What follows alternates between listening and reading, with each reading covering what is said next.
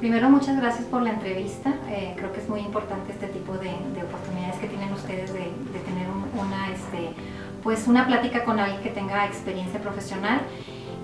¿Por qué decidí ser arquitecta? Primero porque estaba buscando algo que fuera creativo, o sea, a mí me gustaba mucho el arte, entonces obviamente todas las expresiones de arte, desde la pintura, la escultura, la arquitectura, la música, etcétera, ¿no? Y bueno, esa parte no la quería seguir explorando, pero la quería explorar dentro de alguna situación un poco más de matemáticas, de ingeniería, algo que me permitiera hacer cosas sensibles por un lado, pero también funcionales o útiles para la sociedad. Entonces creo que la arquitectura me generó ese binomio especial que yo estaba buscando y bueno, me acomodó muy bien en estos años, ¿no?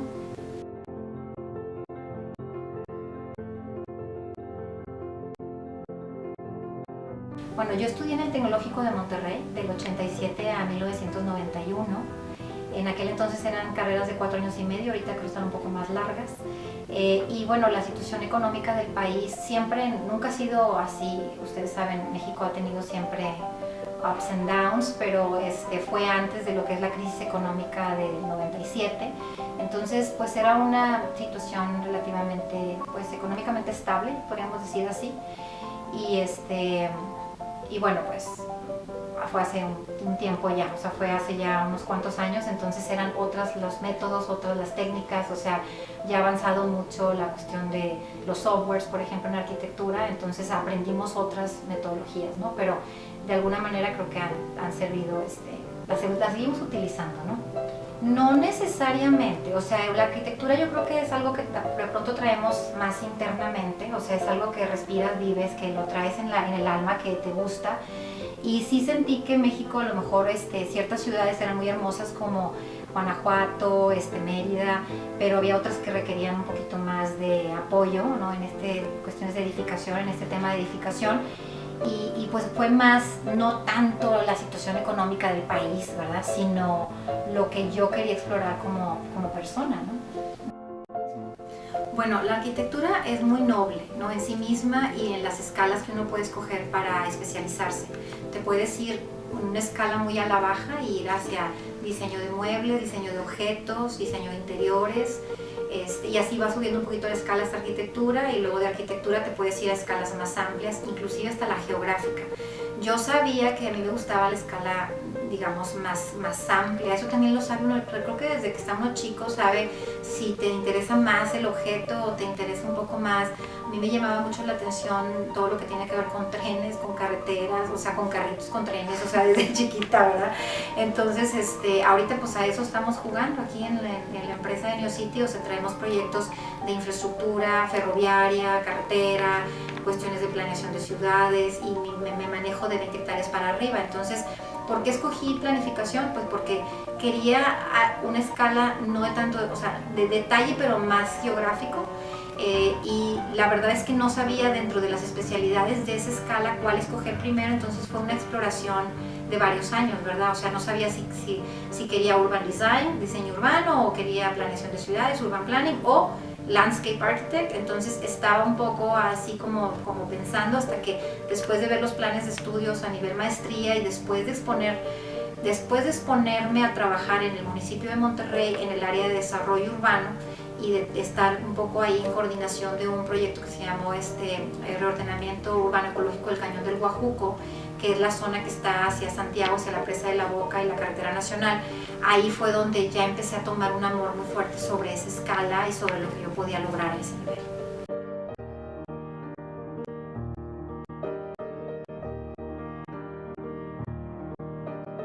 Antes de irme a Harvard, yo viajaba pero no viajaba tan intensamente como después de. Entonces, la universidad me creó la necesidad de que para ser planificadora de ciudades había que irlas a visitar, había que recorrerlas, había que vivirlas, había que entrar a sus sistemas, ¿no? Saber qué tan eficientes eran, si tomabas el metro, si tomabas el tren regional, si tomabas una bicicleta, o si estaban arboladas o no. Entonces, pues a partir, digamos, de que yo me fui ahí, no nada más cambió la metodología de todo lo que yo, cómo iba a aproximar un problema, ¿verdad? Sino también un poco me abrió todas las posibilidades a nivel un poco más mundial y esa necesidad de hacer 2 viajes al menos al año para estarme documentando en cuestiones de planeación de ciudades.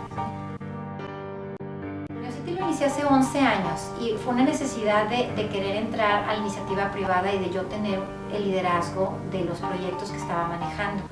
Anterior a eso, mis posiciones fueron en gobierno y era empleado oficial, ¿verdad? A nivel municipal, primero como coordinador de relaciones públicas del alcalde y después eso me abrió muchas puertas para los clientes que tengo ahorita.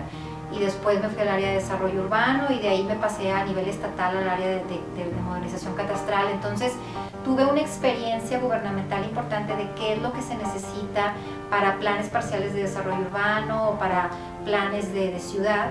Y después al hacer la maestría regreso y me vuelven a invitar a gobierno y estuve como directora de Fidenor, que es el Puente Colombia, que era manejar un border town, o sea, toda la parte fronteriza entre Nuevo León y Texas, pero yo seguía siendo empleado. No que esté mal ser empleado, de hecho es algo muy interesante y sobre todo a nivel gubernamental y ocupé posiciones muy elevadas, inclusive llegué a ser presidente de la Agencia para la Planeación del Desarrollo Urbano de Nuevo León, que hizo proyectos como el Santa Lucía y el Metro, que es una posición como secretario de Desarrollo Urbano a nivel estatal. Entonces, pues vaya, digamos que por un lado tuve la carrera política, técnica dentro de gobierno, que inclusive también tuve puestos hasta en el gobierno de Massachusetts.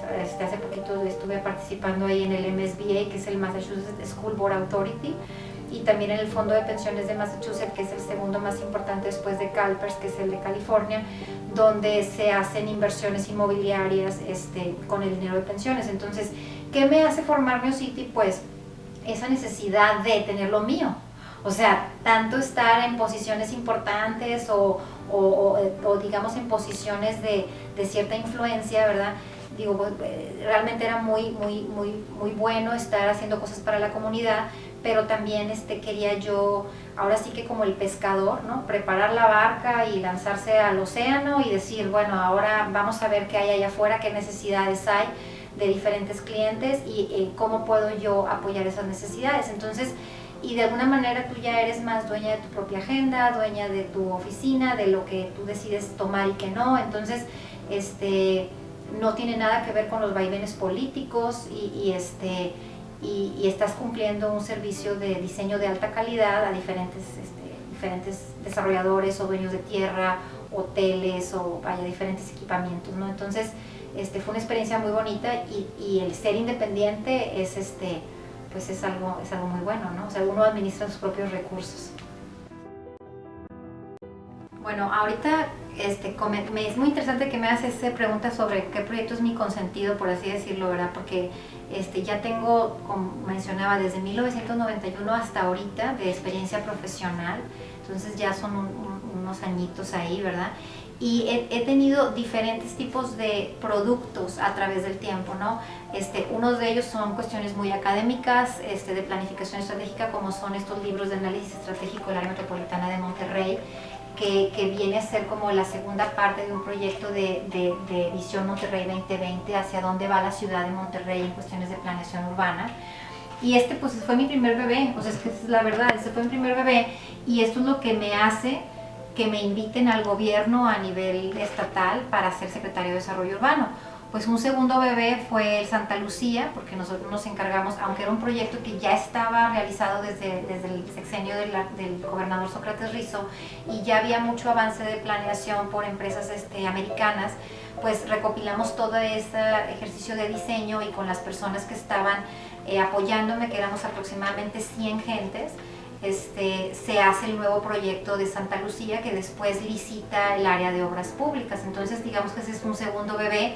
Un tercero fue el lograr que se hiciera la línea del metro hacia el norte, hacia la conexión de la Universidad Autónoma de Nuevo León. Digo, yo hubiera querido que ese bebé hubiera estado subterráneo o a nivel. Finalmente se hace, digamos, en un segundo piso y bueno, finalmente da un servicio muy importante a la comunidad y se hace relativamente rápido. Entonces, a veces los proyectos urbanos no son todo lo que queremos que sean, ¿verdad? Porque también hay restricciones de presupuesto o restricciones de tiempo, y bueno, pues lograr algo importante, aunque no sea, ¿verdad? A lo mejor la mejor respuesta técnica que pudiéramos querer esperado, porque hubiera requerido 4 veces más el dinero o 4 veces más el tiempo, pues al final del día ahí está, ¿no? Entonces eso también fue otro proyecto. Y de los últimos que he entregado este año dentro de NeoCity está el proyecto de Barrio Antiguo, que se hizo una aproximación tridimensional de cómo puede crecer esa zona respetando la cuestión histórica. Y se hizo un estudio de mercado, se hizo un estudio financiero para ver cómo salían las tasas de ganancias para los desarrolladores y hacer paquetes de licitación importantes para esa zona. E hicimos una propuesta también para un terreno de 40 hectáreas en Saltillo, Coahuila, donde se hizo ahí un proyecto de usos mixtos, ¿no? Entonces, pues han sido varios, yo creo, los babies a través de la experiencia profesional, ¿no? Yo creo que a México le falta mucha inversión en cuestión de arquitectura. O sea, hay ciudades muy bellas, como ahorita mencionaba, Mérida, Guanajuato, San Miguel de Allende. O sea, hay ciudades muy, muy bonitas, coloniales, Zacatecas, vaya, y ciudades como la Ciudad de México, que es muy bella, arquitectónicamente muy rica también, y que tiene también regalos de otros países, como las puertas Art Nouveau que están ahí afuera de los metros, ¿no? Pero, ¿qué le falta a México? Porque no le falta arquitectos, ni le falta profesionistas, lo que le falta es inversión. O sea, somos un país que no termina de progresar económicamente, y se ve reflejado en sus calles y en su mobiliario urbano y en sus proyectos, ¿verdad? O sea, quisiéramos parecernos a lo mejor a algunas ciudades europeas o no sé, a lo mejor algunas asiáticas o el mismo Dubái, por ejemplo, ¿no? Pero no tenemos esa capacidad de gasto.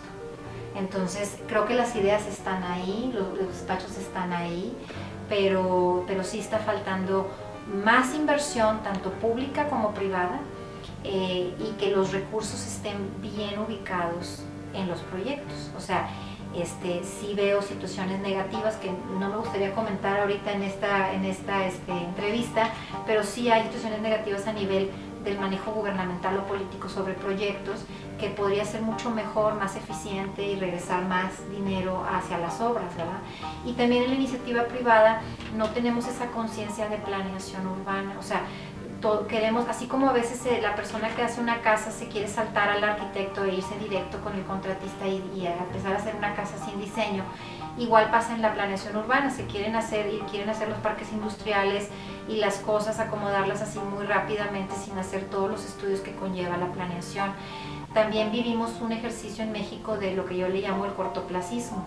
O sea, cada 3 años y cada 6 años el que cambien los alcaldes y los gobernantes hacen que ejercicios de planeación de 20 años no puedan ser llevados a cabo, y que cuando se empieza un plan viene otro gobernador y cambia el plan en lugar de darle seguimiento a ese plan que se formuló anteriormente. Entonces, eso es básicamente pues el gran reto de México: evitar el cortoplacismo, mejorar la inversión, mejorar la eficiencia gubernamental.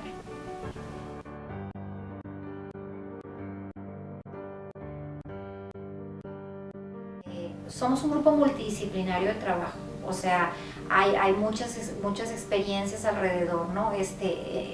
Los proyectos no se forman nada más de la mente de 1 o 2 personas, sino que participa el topógrafo, el geólogo, el hidrólogo, toda la parte, digamos, de los estudios preliminares de normatividad, y después entra ya la parte conceptual o de creatividad, ¿verdad? Entre los arquitectos de paisaje, los arquitectos que se especializan más en la edificación, yo como urbanista.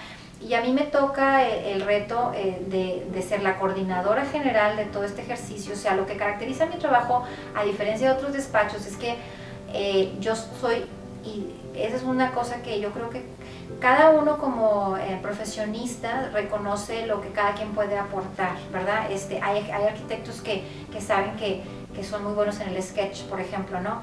Yo considero que soy muy buena en la coordinación de talentos. Entonces, como cuando se hace una música clásica y requiere a un director de orquesta y requiere de una serie de gentes que estén participando para hacer una buena pieza musical. Igual sucede con la planeación urbana, ¿verdad? Hay quien va a tocar una cosa, la flauta, hay quien va a tocar el otro instrumento, etc. Ahora, dentro de ese ejercicio de coordinación, yo también soy especialista en algo que es en la planeación urbana. Entonces, es como si fuera pianista, pero al mismo tiempo soy la directora de orquesta, ¿no? Entonces, eso es lo que yo como Neocity puedo ofertar a mis clientes. O sea, yo no les vendo solamente arquitectura, no les ofrezco solamente arquitectura, sino les ofrezco toda la coordinación inmobiliaria que requiere un proyecto de esta naturaleza, y les ofrezco también el diseño de más alta calidad a nivel, digamos, bueno, yo quisiera pensar que es a nivel mundial, porque tenemos talento mexicano incorporado en la empresa, pero los principios que aplican ellos son principios pues que funcionan a nivel mundial e internacional, ¿verdad? Entonces, los de ciudad depende mucho de la lectura del terreno. O sea, realmente hay que ir a visitar el terreno, hay que adentrarse en él, hay que recorrerlo bien, hay que saber, bueno, si es plano, si tiene topografía. La definición de las manzanas y de la vialidad va a ir en función de la lectura propia del terreno. Y a veces me gusta hacer diseños más como las leyes de Indias, ¿verdad? Más geométricos, norte, sur, oriente, poniente, y a veces me gusta hacer algo más orgánico o combinado. O sea, realmente tiene mucho que ver del terreno y también de lo que finalmente queremos ofrecer. Si estamos haciendo un fraccionamiento de viviendas donde se requiere que la vialidad sea muy clara, pues no vamos a hacer una serie ahí de vueltas donde realmente pues nomás van a confundir a las personas, ¿verdad? O sea, pero si estamos haciendo un club deportivo y está a lo mejor en un área más escarpada, pues puedes jugar más con los caminos y con la disposición de los equipamientos.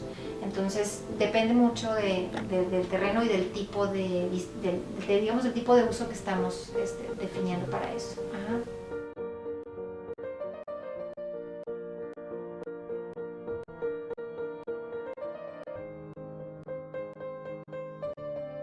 La ciudad ideal es la ciudad que funcione. O sea, se han hecho muchas ciudades ideales como la de Goldacre Cities por Frank Lloyd Wright y bueno, se ha propuesto muchas ciudades ideales, pero al final del día es la que te lleve de un punto A a un punto B de una forma segura y que sea agradable.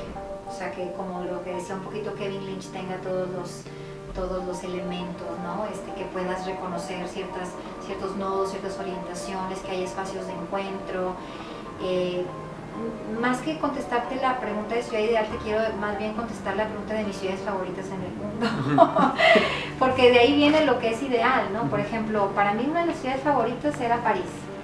Y yo enamorada de París. Yo creo que ustedes, no sé si no han ido, la verdad que los invito a verlo, pero es preciosa arquitectónicamente hablando. Bueno, no sabe uno para dónde realmente voltear porque la vista se llena de todo eso, ¿no? Y el metro está subterráneo precisamente para que toda esa belleza quede protegida al exterior. Yo pensé que era mi ciudad favorita hasta que conocí Estambul. Y Estambul, ya cuando conocí Estambul, que está el Bósforo y que tiene otra geografía y abres a otra cultura, y ahora en lugar de iglesias, que era lo que más conocía yo en aquel entonces, ahora son mezquitas, y la manera como te levantan a las 7 de la mañana. O sea, ¿qué es la ciudad ideal? La ciudad que suena. ¿Qué es lo que suena en la ciudad? Si a las 7 de la mañana te está levantando la alarma oyes la alarma de las mezquitas o las campanas de la iglesia, la ciudad está viva, es interesante. ¿A qué huele la ciudad también? O sea, tiene que tener sus distritos que reconozcan ciertas cosas, que generen ciertas memorias. Por ahí se criticaba mucho que la ciudad de Singapur antes era pues un pobladito de pescadores que tenía una cierta pues situación de memoria y con relación a todo esto, y luego llega el desarrollo, quitan todo eso y ya ni siquiera quedó rastro, ¿no? Entonces, la ciudad ideal es aquella que mantenga ciertos valores, que mantenga ciertas cosas culturales, ¿verdad? Y que al mismo tiempo se abra a la innovación y a las nuevas tecnologías y que sea eficiente, pero que te permita ese equilibrio, esa vivencia de sentirla viva y tú sentirte viva con ella, ¿no? Entonces, que funcione, ¿no? Ahorita pues ya tengo muchas preferidas, ya no sé realmente cuál es la que más me gusta, pero cada una de las ciudades o pueblitos, sea chico o más grande, tiene su encanto, y creo que lo importante es que sea eficiente y que te deje algo, ¿no? Bueno, Monterrey, ustedes saben, es una ciudad industrial, ¿verdad? Son 50,000 hectáreas de terreno, de 4 millones de habitantes, 20 kilómetros por 20 kilómetros. Es una ciudad que nació industrial. Entonces, comparada con otras ciudades más coloniales o con la propia capital, como que el tema de diseño de edificaciones se dejó ahí un poco más de lado, ¿verdad? Comparándola con otras ciudades de la República Mexicana. Sin embargo, en la arquitectura industrial hay unas excelentes muestras, como es Cervecería Cuauhtémoc, que como que se inspiró en algunas de las edificaciones de Boston y MIT, Massachusetts, y lo de ladrillo y todo esto, ¿no? Entonces, sí hay unas piezas muy interesantes en Monterrey, que hacen que Monterrey tenga una belleza propia regional, ¿no? Sí considero que en las últimas fechas, digamos que de 1980 a la fecha, como que se ha estado haciendo una arquitectura muy rápida y de mucha generación de vivienda muy pequeñita. Entonces las viviendas se han convertido como que en hornos, o sea, realmente no son viviendas con una calidad de vida. Y la parte de diseño sí se castiga mucho. Entonces estamos prácticamente haciendo cosas muy rápidas, de una alta producción, y no con tanta belleza, ni con tanta calidad, ni con tanta sustentabilidad. Otro de los puntos fuertes que creo que le falta a la arquitectura es la supervisión. A veces los proyectos son muy buenos, pero de ahí a la obra es donde sucede el problema, ¿no? Entonces ya como no hay quien pague una supervisión arquitectónica adecuada para rectificar que el plano esté de acuerdo a lo que la obra esté de acuerdo a lo que se planificó, entonces ahí se empiezan ahí a maquillar y chalpaquear las cosas y queda no muy bien, ¿no? Tanto en la obra pública, se nota más en la obra pública que en la obra privada, pero también sucede en la obra privada. Entonces sí nos falta aprender mucho de códigos de edificación y códigos de seguridad, pues cuestiones para evitar cuando haya incendios, pues para poder salir rápidamente. O sea, no tenemos una cultura ni muy fuerte en materia de sustentabilidad, ni muy fuerte en materia de seguridad de la edificación. Entonces, digo, no, comparado con otros países que ves el building code y está de este tamaño, y aquí nuestro building code, o sea, nuestro código de edificación es así como 3 páginas, pues realmente sí hay retos fuertes, ¿no? Pero de que hay piezas arquitectónicas preciosas y que están allá afuera y que las podemos encontrar, sí las hay. Ojalá hubiera muchas más, ¿no?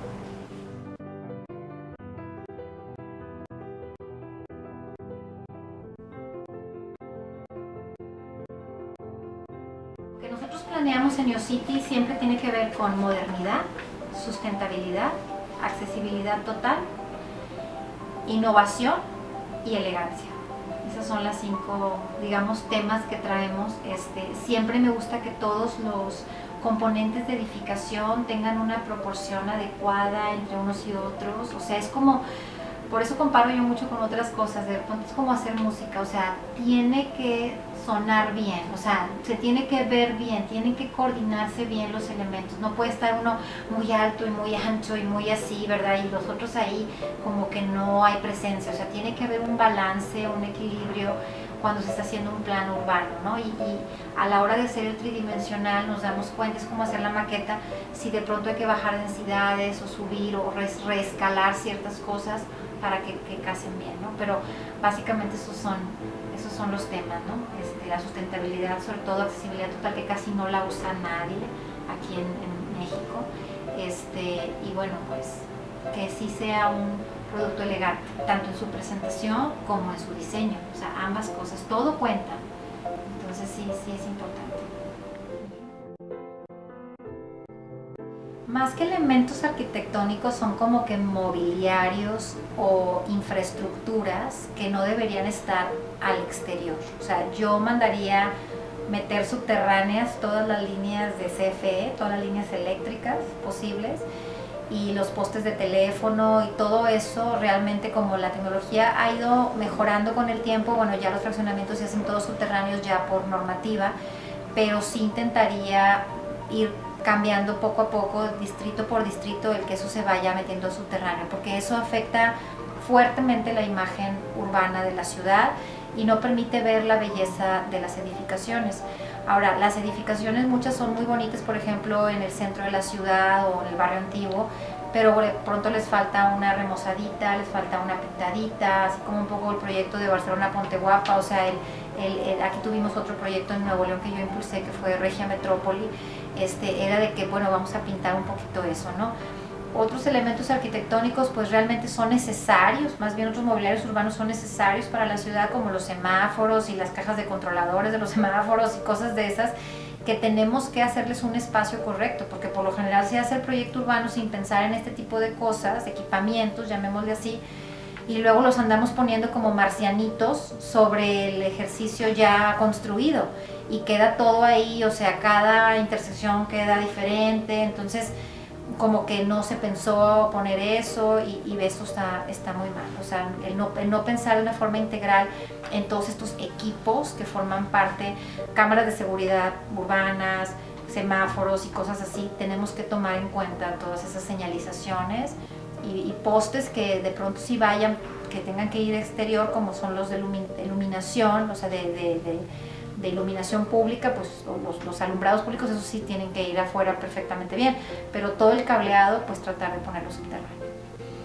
Otros elementos arquitectónicos urbanísticos que hay que mejorar, pues las banquetas, por ejemplo, ¿no? O sea, ¿dónde hay banquetas? Casi no hay banquetas, y donde hay, de pronto unas están de 2 metros y luego se van a 1 metro y luego a medio metro y están todos en fila india y se tienen que bajar de la banqueta a la calle y se ponen en peligro. Por ejemplo, en el centro no puedes pasear una carriola, no puedes pasear una carriola ahí, ni personas con capacidades diferentes pueden transitar correctamente. Entonces, pues algunas zonas geométricamente se hicieron porque en el pasado pues no se diseñaba para el carro, o sea, no existía todavía el carro se introdujo hasta 1950, entonces se planeaba para el peatón y para que entraran los caballos y otro tipo de, ¿verdad?, de cosas, y por eso las banquetas no eran tan anchas, pero sí, eso me da mucho coraje cuando voy viendo la ciudad y digo, pues no hay lugar para el peatón, por ejemplo, ¿no? También en cuestiones arquitectónicas, ya siendo muy específico de la arquitectónica, a mí me genera así como una situación cuando veo que un arquitecto es tímido. O sea, si va a ser un alero, o sea, pues haz un buen cantilever ahí, o sea, haz algo bien que se vea así, como los grandes arquitectos, no, hay un medio puente, ahí nomás, 50 centímetros, o sea, como que queda muy tímido todo, o sea, no sé si es porque les da miedo el cálculo o les dio miedo, ¿qué les dio miedo exactamente, no? Entonces, cuando hay elementos así que tú ves que no son bien planeados, o sea, que es una columna o es un alero o es algo que dices, esto no tuvo un buen estudio, inmediatamente chilla y salta y pues sí, dices, pues qué pasó aquí, ¿verdad? Porque igual y presupuesto sí había, porque a veces son casas muy ricas, pero ahí tienen ahí, ¿no? O sea, la balaustrada ahí copiada y luego el con tejita y es un alerito así de 50 centímetros o de 30 ahí con la tejita y pues se ve así como ridículo, ¿verdad? Entonces dices, pues ¿qué pasó aquí en casas de 5 millones de pesos? Como que sí creo que hay necesidad de que los arquitectos que se les encarguen esas casas pues piensen un poco más allá en los elementos.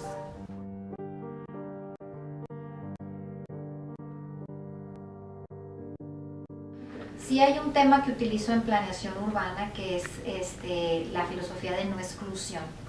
Por lo general cuando se hace un fraccionamiento se busca, digo, a veces ha sido muy criticado y muy comentado, muy debatido, ¿no? en diferentes mesas de trabajo, el por qué se hace un desarrollo y se bardea y se pone que todo el desarrollo tenga el mismo nivel social y que no haya mezclas. O sea, nosotros buscamos los principios del nuevo urbanismo, que son de Andrés Van y Peter Calthorpe, y que generan esas mezclas de clases sociales, o sea, de tener, bueno, en un mismo fraccionamiento que haya viviendas más caras, por ejemplo, pues, llegar a $1.000.000 y más baratas que haya de $100.000 y que las personas que tienen diferentes rangos sociales, o sea, y económicos, llamémoslo así, puedan convivir en un mismo mismo lugar. También busco mucho el hacer mezclas de usos de suelo, o lo que le llamamos la cuestión de Mixed Use Development. Antes había una tendencia de que se zonificara y allá lo comercial y acá lo habitacional, y empezó a haber un divorcio entre esas dos cosas, y empezó a haber muchos viajes de un lugar a otro, ¿no? Cuando realmente necesitas ir al súper y te tienes que estar mueve y mueve en el carro. Entonces, y se empezaron, ese ejercicio de divorcio empezó a hacer problemas como lo que le llaman el box development, que es el desarrollo de Soriana o el desarrollo de H-E-B o de cualquier, bueno, a lo mejor aquí ya dije algún comercial, pero la idea era decir una caja comercial y alrededor el estacionamiento. Eso no es lo más saludable para la ciudad, porque genera islas de calor, porque, o sea, tiene un diseño hacia allá afuera que no es lo más conveniente. O sea, ahorita la idea es decir, bueno, pues que la tiendita de conveniencia y que el strip mall, o sea, que la calle comercial esté más cerca de ti, que esté a 100 metros, 200 metros caminables, y que si es una cuestión vertical tengas comercial abajo y vivienda arriba, y que empiece a haber ese tipo de mezclas, ¿no? Entonces, pues de la parte social es la de no exclusión, o sea, el decir, no, pues si alguien es de otra raza, otra religión u otro estatus socioeconómico, va para afuera, ¿no?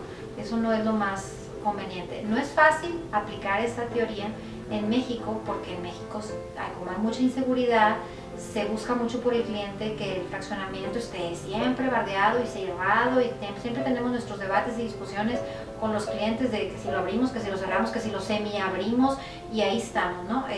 Porque la idea es precisamente que haya esa inclusión. Si no se puede hacer una inclusión física, al menos que el peatón pueda tener también una participación de la imagen urbanística de lo que ahí se está creando, y que no se hagan guetos, que no se vayan a hacer ciudades gueto. Eso es en lo social, y bueno, en la parte, digamos, urbanística ya les dije algo sobre zonificación también, ¿verdad?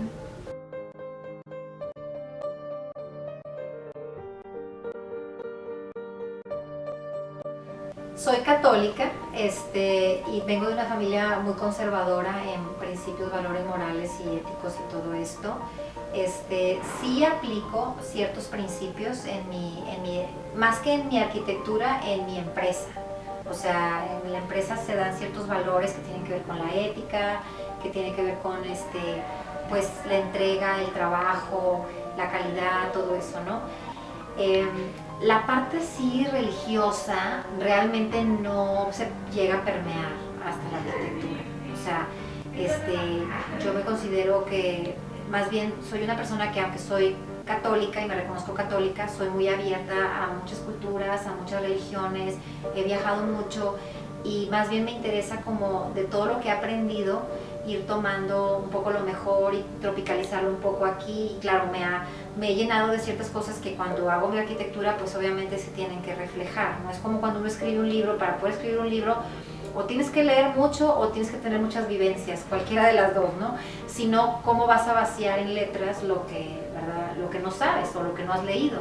Es lo mismo con la arquitectura. Entre más veas, entre más viajes, entre más oportunidades tengas de entender diferentes estilos a nivel mundial, de diferentes culturas, te va diciendo esto te va gustando aquí o acá o allá, y dices, esto puede ser que me lo pueda llevar a Monterrey, y hay cosas que pues no, hay cosas que pertenecen a ese lugar, ¿verdad? Pues simplemente la arquitectura asiática tradicional china, pues así es, así tiene los techos, y pues no te lo vas a traer, pero tal vez las divisiones de las viviendas chinas, donde se abren las puertas así, que no se abaten a 90 grados, sino que se abaten así como más sobre un mismo riel, pues como que suena interesante el espacio desde el punto de vista de eficiencia, y lo puedes transmitir acá y hacer una arquitectura moderna y traerte ese principio, por ejemplo, ¿no? Entonces, vas tomando ciertas cosas que se puedan aplicar, y también materiales exteriores de fachadas que digas, bueno, aquí esto queda muy bien. Yo, por ejemplo, una cosa que me impresionó mucho fue cuando fui a Medellín. Yo le dije al alcalde que me parecía que era la ciudad roja, porque tiene muchos edificios en ladrillo, pero no es la forma del edificio, sino la forma como la mano de obra realizó la fachada, lo que a mí me impactó. O sea, si tú comparas una fachada de ladrillo aquí y una fachada de ladrillo allá, pues allá tienen un super doctorate, ¿no? Entonces dices, híjole, oye, esto, o sea, te quieres llevar ciertas cosas, además hasta la mano de obra te la quieres llevar y te la quieres traer para acá, ¿verdad? Para comparar manos de obra, pues lo que hacen los artesanos allá es lo que hacen, por ejemplo, acá, a lo mejor en Michoacán, o en ciertas áreas en donde pues es más intenso el uso del ladrillo, por ejemplo, o del mosaico veneciano, o así, ¿no? Entonces, sí, o sea, sí soy católica, pero no necesariamente ando haciendo siempre, ejes así, ¿verdad? Cristianos para llegar a equipamientos especiales, ni mucho menos, ¿verdad? No es eso, sino más bien viene del terreno, viene de otras tendencias.